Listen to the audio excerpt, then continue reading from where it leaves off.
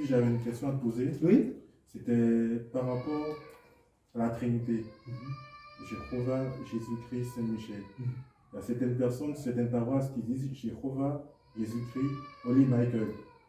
Bon. Jéhovah, Jésus-Christ, Saint-Michel. Bon, le saint là. Le saint en français c'est saint. Donc, holy, H-O-L-Y, ça veut dire saint en anglais. Donc, c'est des habitudes fantaisistes que les gens ont prises en disant, au lieu de dire carrément Jéhovah, Jésus-Christ, Saint-Michel, ils disent Jéhovah, Jésus-Christ, Holy Michael. Ou vous priez en français, ou priez en anglais, ou vous priez en espagnol, ou priez dans une langue, mais vous ne faites pas le mélange. Bon, c'est une habitude que les gens ont prise par ignorance. On ne peut pas leur en vouloir. Mais si le chargé de paroisse est bien cultivé, il peut leur dire non. Quand on dit Jésus-Christ, c'est en Jésus-Christ. Jéhovah, c'est en français. Jésus-Christ, c'est Michel. En anglais aussi, les gens peuvent dire Jéhovah. Jesus Christ. Même écriture, mais prononciation différente. Holy Michael, ça c'est l'anglais ça. En français, Jéhovah, Jésus-Christ, Saint-Michel. Voilà. Et connaît-il la bénédiction? Parce que on entend différentes versions au niveau de la bénédiction. Non, il y a une forme de bénédiction dans Nombre 11, je crois, verset 22, que c'est par cette formule que Moïse et Aaron bénissaient les enfants d'Israël. Mais avec Saint Paul, dans 2 Corinthiens 13, lis ça, tu peux le lire. Que la grâce du Seigneur Jésus-Christ, que la grâce de notre Seigneur Jésus-Christ, l'amour de Dieu, la communion du Saint-Esprit, soit avec vous tous. Amen. Soit avec nous tous, avec vous tous. Voilà. C'est plus simple que l'autre formule, la formule de Moïse et Aaron. C'est bon aussi à entendre, mais il faut mémoriser ça correctement. C'est ça. Voilà la formule. Le prophète aussi bénissait. C'est à lui que Dieu a confié la fondation de l'Église. Hein. Moi, je ne veux rien faire d'autre extrapoler, non. Suivre, être formel pour que la manière dont il a été béni, que nous aussi nous en soyons. Nous soyons ainsi bénis. Voilà, c'est ce que moi je pense. Papa, oui. Je reviens sur la question que je t'ai posée concernant les jeunes. Parce que je t'ai posé cette question parce que souvent, moi-même, dans mes méditations, je pose beaucoup la question à Dieu. Je demande, mais comment sera le monde de demain? Moi qui suis enfant, comment sera le monde de demain? Par qui sera dirigé? Est-ce par ces enfants-là qui sont par exemple dans les boîtes de nuit? Moi-même, ça m'amène à beaucoup réfléchir et souvent ça me rend triste de voir par exemple mes parents qui seront plus là et moi je serai dans un monde avec ces genres de personnes-là. Du coup, c'est pour ça que je t'ai posé cette question. Oui, merci beaucoup. C'est intelligent et c'est spirituel. C'est vrai. Mais toi, tu dois rendre grâce à Dieu qui te permet de prendre déjà conscience de la chose. Chez certains, la plupart, quand tu prends 100 jeunes aujourd'hui, ben dis donc 95, c'est pas leur affaire. Hein? Ils rentrent tard. Ils rentrent très tard. Et vous rencontrez même des petits-enfants, des petites filles là, de moins de 15 ans, la nuit, qui ont des cigarettes en main, d'autres des joints, et puis elles marchent de façon robotique les mains. Elles vont où en ce moment? C'est la question qu'il a posée, c'est vrai.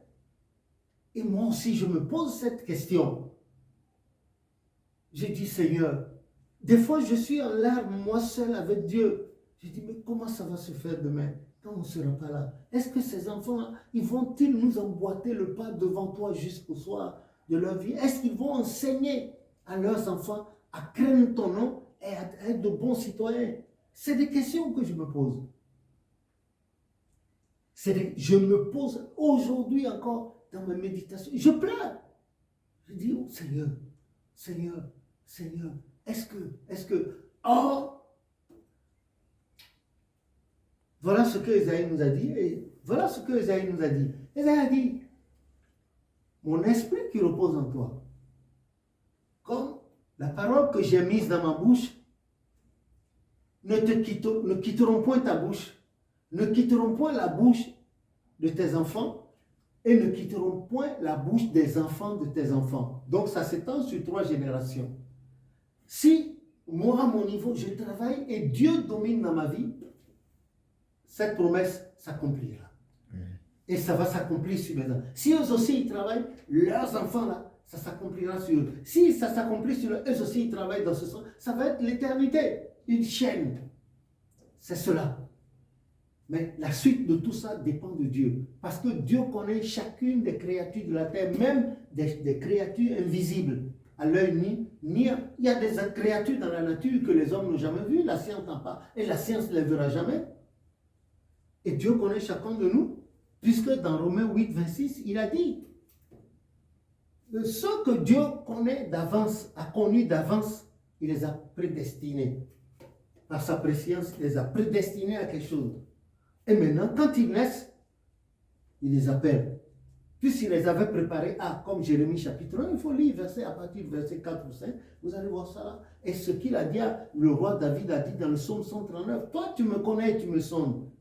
Quand j'étais une masse informe, tu me connaissais. Les jours, les années de ma vie étaient tous inscrits devant toi. Et tu me connaissais. Et l'Éternel dit à Jérémie, avant que je ne te tissasse dans le sein de ta mère, je te connaissais, les jours de tes années étaient devant moi. C'est ça. Donc, ce que Dieu a connu d'avance, c'est-à-dire qu'il a créé dans l'invisible, en les créant, il dit, bon, tu vas faire, toi, alors voilà le rôle que je te donne. Il te met dans le sein de ta maman. Et quand tu veux sortir, il met sa parole dans ta bouche, comme il a dit à Jérémie. Quand tu vas naître, quel que soit le degré d'étude que tu auras, voilà ce que tu vas faire, voilà ce que tu vas faire, voilà. Je te préférerais mieux comme ça. Mais c'est un Dieu qui est libre. Si tu veux l'adorer, tu l'adores sans hypocrisie. Il ne te dit rien. Mais quand tu l'adores avec hypocrisie, c'est à tes risques et périls. Tu veux servir Dieu, tu marches avec Dieu correctement. Puisqu'il connaît tout. Il est à la base de tout. Et voilà, il y a eu une récompense au bout. 1 Corinthiens 15, 57. Il y a toujours une récompense. Toujours. Job 42, regardez tout ce que Job a souffert. De Job 1, 2, où le Satan était jusqu'à la fin. Et finalement, voilà ce que Dieu lui a fait. Il a vécu encore 140 ans plus. Lui a donné le double, tout ce qu'il a perdu. Ça, c'est l'Éternel, ça. Il a dit à Abraham, va, quitte ton pays, ta nation. Abraham dit, je suis d'accord, je m'en vais, mais je n'ai pas d'héritier, je n'ai pas d'enfant. C'est Eliezer de Damas, là. Qui sera mon héritier? L'Éternel a dit, non, c'est l'enfant qui sortira de tes entrailles, Genèse 15, qui sera ton héritier. Il dit, ah bon? Il y avait le doute. L'Éternel le sort, il dit, regarde les étoiles. Bon, regarde le ciel, compte les étoiles. Si tu peux le compter, ta postérité sera ici. Abraham a vu que l'entreprise était difficile à faire. Donc il a cru l'Éternel. Verset 6, l'Éternel lui a imputé à justice. Regarde Abraham. L'âge qu'il a eu avant d'avoir Isaac, sans compter l'incident de Hagar avec le Ismaël. Et regarde, Sarah, quel âge elle avait avant de prendre grossesse? C'est incroyable. Il n'y a que Dieu seul pour faire ça. Et après, nous avons l'exemple d'Élisabeth, la maman de Jean-Baptiste. Il y a eu des cas comme ça. Moi, je savais quel âge ma maman avait avant de me mettre au monde. J'étais très âgé. Ma femme également. Sa maman avait plus de 50 ans à la mettre au monde. Sa maman est morte à l'âge de 102 ans. Donc, l'Éternel, notre Dieu, il est au ciel, Psaume 115, verset 3, il fait tout ce qu'il veut. Il faut avoir confiance.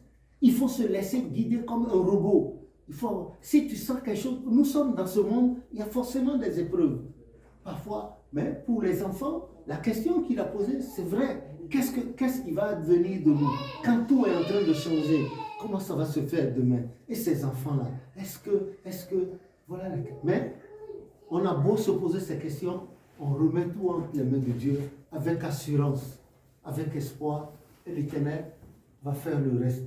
Et j'ai foi que ces enfants ne quitteront pas la voie de Dieu. Amen. Ils ne quitteront pas. Et Proverbe 22, verset 6, nous l'a confirmé, il a dit, montre à l'enfant la voie qu'il doit suivre.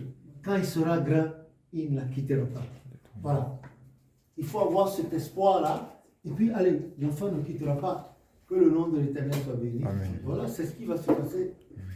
Voilà. Il y a plein de choses qui changent et puis les choses vont à la vitesse. Ce n'est pas possible. Donc, on est obligé de... Ok? Bon, voilà, c'est ce que je dis. Bon, c'est ce que je peux conclure. L'avenir appartient à l'Éternel. Et nous qui occupons la terre, l'Éternel a créé la terre par sa puissance, le monde par sa sagesse. Il a déployé les cieux par son intelligence. Qui peut se comparer à Dieu? Qui est semblable à Dieu? Voilà. Moi, il y a 20 ans, je serais mort. Il y a 1 an, je serais mort. Aujourd'hui, il y a quelques jours, je serais mort. Mais si je suis vivant, je ne suis pas vivant pour moi, mais je suis vivant pour l'Éternel. Certainement qu'il a quelque chose à me demander à faire. Ah, qu'il dispose de moi et de vous aussi, pourquoi pas. Et qu'il dispose de ma maison, de ma descendance. Rien ne m'appartient, tout lui appartient. Il m'a affecté ces créatures, bon, qu'il me donne de marcher correctement comme il a voulu, afin que notre maison soit heureuse. Voilà, c'est ce que je peux dire, en tout cas. On remercie Dieu, papa, pour ta réponse. Ça nous a beaucoup instruit. Et j'espère à travers cette vidéo qu'elle puisse aussi instruire les enfants. Amen. Qu'ils Amen. qu'ils puissent aussi écouter la voix de Dieu Amen. au nom de Jésus-Christ. Amen.